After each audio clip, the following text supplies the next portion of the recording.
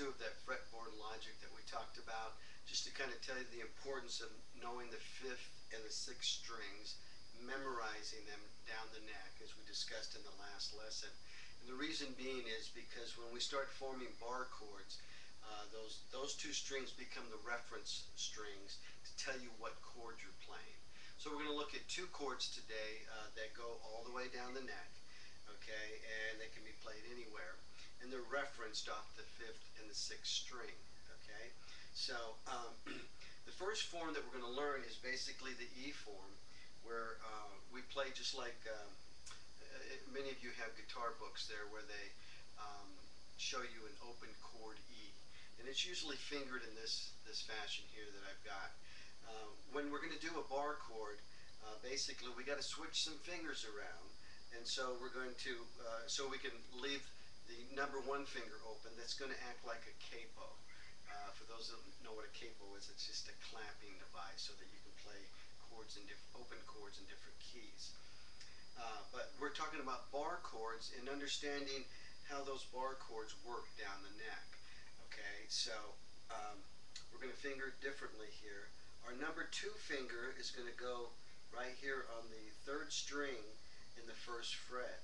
Our number 3 finger is going to go on the 5th string, 2nd fret, and our number 4 finger is going to go on the 4th string in the 2nd fret. And that's basically how we get an E chord for bar chord positioning. Okay, and this position is going to slide all the way down the neck. Okay, this E form is going to be played all the way down the neck. And of course, when you take it down the neck, it's the name of the chord is going to change, and that's how we get different chords off this form here. So and it's referenced off the 6th string. Okay, so the 6th string open is an E.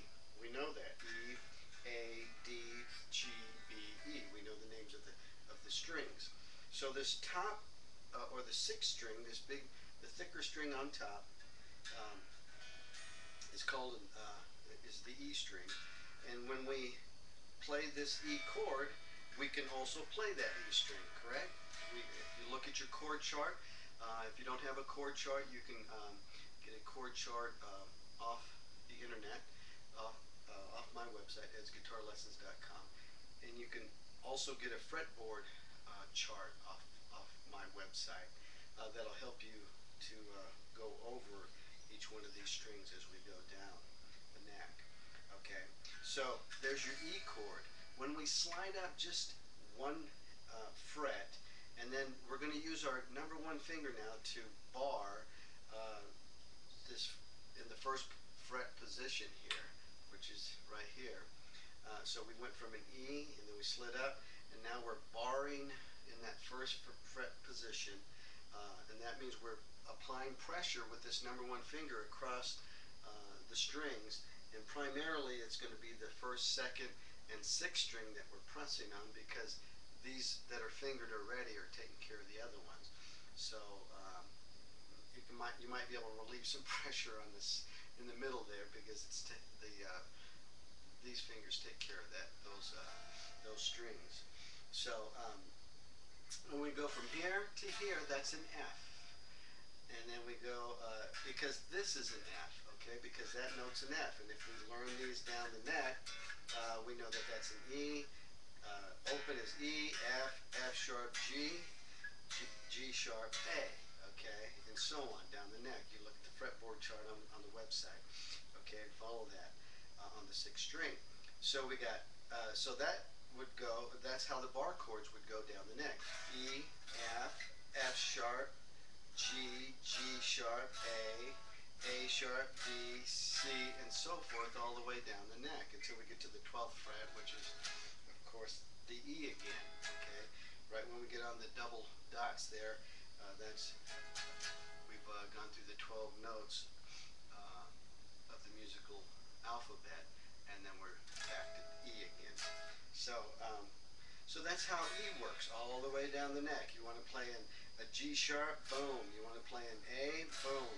You want to play an A sharp, right there. So it's all formed off this E form that slides down the neck. The next form we want to look at is the A form. It also slides down the neck. It's normally played like this, and in your chord books, that's how it's kind of pictured, is like that. But we're going to change it, and we're going to go, again, leaving your number one finger free so that it's going to be able to slide down the neck in the different positions. And now in this form, we're going to see that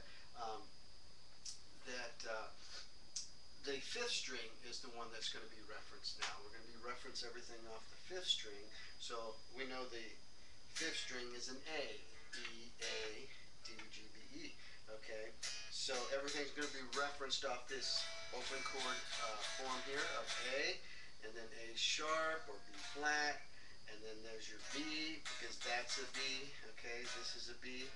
And notice I'm going to start changing how I finger this, because as the frets get a little bit closer as we go down to that 12th fret, it's almost impossible to get all three fingers like this. So we end up doing another bar type situation, because all we need to do is do that note and then the next three right here, and those four notes are enough to accomplish a chord, a triad that we need here. Okay, so however you do it, you can do it like this, you can do it like this, you can use your foot, you can use your elbow or your nose, whatever you can accomplish it with, but you got to get it done.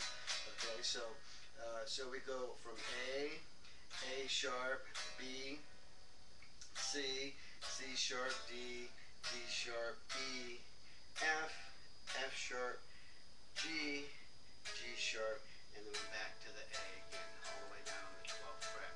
So that shows you how you can use these two positions to basically come up with 12 and 12 is 24 different chords in two different types of positions down the neck. So you got the E form that slides down the neck, 6th-string reference. You got the A form that slides down the neck, and the 5th string is the reference that tells you what chord you're playing. So if you wanted to play a D, you can play a D like this, open chord, or you can come down and count it down. There's your D note, and now you got a D. And if that's a D, that's got to be a D sharp, that's got to be an E. So that's how you can do it. If that's an E, that's an F. So you just use this system to figure out different chords down the neck. Quickly, before we close, I wanted to show you the difference between a major and a minor. Okay, and it goes with the same principle as the open chords that you learned early on as a guitarist. Major, that's an E major chord. Okay, however you want to finger it. Excuse me, right there. And then you take that one finger off and you ended up with a minor. Well, guess what? It's the same thing here too. Major, that would be an A major. It looks like the E, looks like the E, but barred here. And now to make it minor, same thing. You take off the middle finger and it's minor. So in this E position, take off the middle finger. You flatten that, and that flattens the third note, and that of course makes any triad a minor. Okay, from a major to a minor.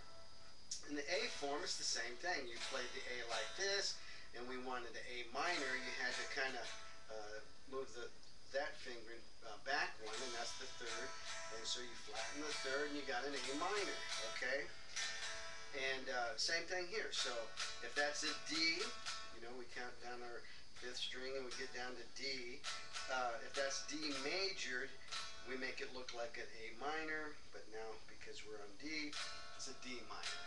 So major, minor, major, that's a D major, D minor, okay?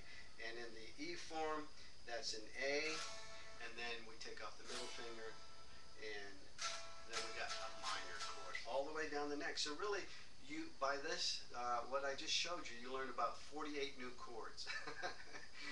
You know, because you learned major and minor 12 times, you've learned in E position, and you learned it in A position going down the neck. Okay, and there's other ways. There's a cage system. There's other systems that we can learn later.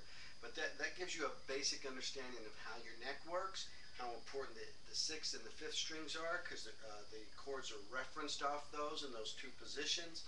And so that should be so you should be able to find almost any chord you need that's either major or minor. anywhere on the neck using this, just using the logic of the fretboard there and the chords. So I hope you enjoyed this. I know it's pretty basic, but there's a lot of people that don't know this, so I'm hoping it'll help somebody out there. Okay, so if you need any charts or any other information, go to edsguitarlessons.com and you'll find some of my other material there. And hope you have a great time learning this great instrument called the guitar. Take care. Have a good day.